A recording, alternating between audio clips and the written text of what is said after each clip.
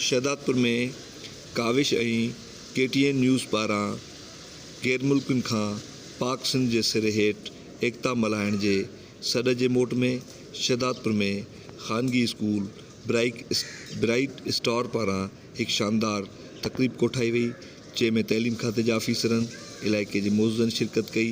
ॿारड़नि ऐं मौज़ूदनि KTN news सां ॻाल्हि ॿोल कई ऐं ॿारड़नि कवाली पेश कई ऐं क़ौमी गीतनि ते रक़्स पिणु कयो।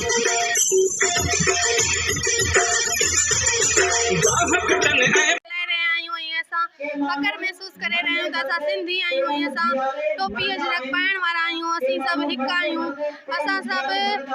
असीं सभु हिकु आहियूं ऐं असां सभु सिंधी आहियूं। असांखे इहो फ़ख्र आहे त असांजी सकाफ़त 100 साल पुराणी आहे। तंहिं करे शाइर फरमाया त सिंध मुंहिंजी मां तुंहिंजे मथां छा लिखी छा लिखां, छा लिखी छा लिखां। सिंध असांजी मां आहे, असीं सिंध जा वाह आहियूं। Thank U. जीअं त अॼु कल्चर डे आहे, असां सभिनि गॾिजी सेलिब्रेट कयो आहे ऐं असांखे तमामु ख़ुशी आहे।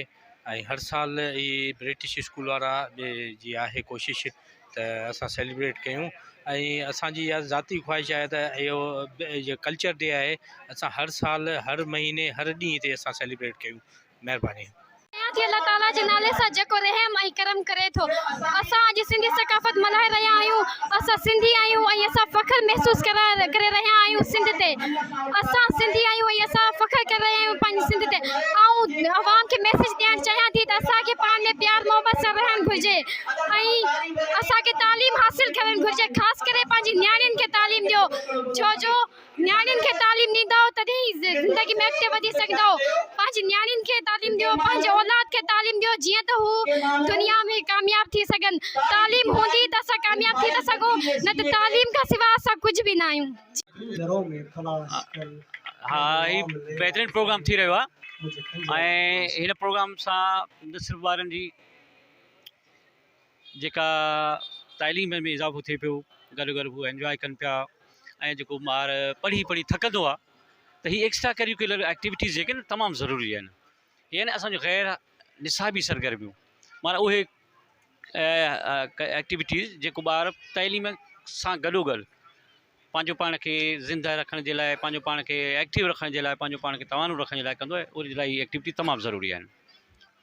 हिते अची जेके नंढड़नि ॿारनि जो टैलेंट ॾिठो तमामु बहितरीनु हो ऐं जेके हिननि परफॉर्मेंस कई तमामु बहितरीनु कई।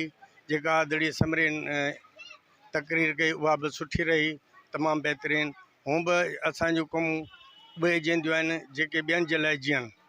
मां हिन तव्हांजे तवसर सां इहो ज़रूरु पैगाम ॾींदुसि त तालीम पिराइनि ऐं असांजा वालदेन पंहिंजे ॿारनि खे ॾिसनि, उन्हनि खे चेक कनि त छा हू स्कूल वञनि बि था या वाट तां वापसि अची वेंदा आहिनि। ऐं इहो ई पंहिंजे उस्ताद बिरादरी खे बि इहो ई चवंदुसि त हू पंहिंजी तइलीम ते ध्यानु ॾियनि, पंहिंजे शागिर्दनि ते ध्यानु ॾियनि त जीअं असांजी सिंध अञा बि सुधरे ऐं अॻिते वधे। तइलीम खां सवाइ कुझु बि न आहे।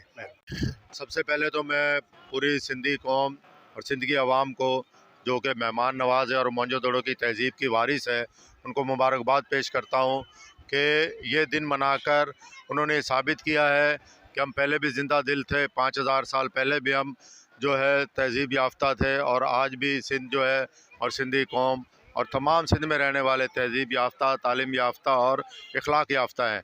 मैं मुबारकबाद पेश करूँगा मेहरान TV, आवाज़ TV और KTN न्यूज़ को कि उन्होंने एकता का दिन मनाकर सिंधी कौम में एक जज्बा, एक जोश और एक बलबला पैदा किया है ताकि वो सिंध की तरक्की के लिए, पाकिस्तान की तरक्की के लिए, अपने अवाम की तरक्की के लिए बेहतर अंदाज में काम कर सकें और वही कौमें ज़िंदा रहती हैं जो कि अपने जो है और साफ का, बुज़ुर्गों का और अपने सकाफ़त को नहीं भूलती। पाकिस्तान जिंदाबाद, जिए सिंध।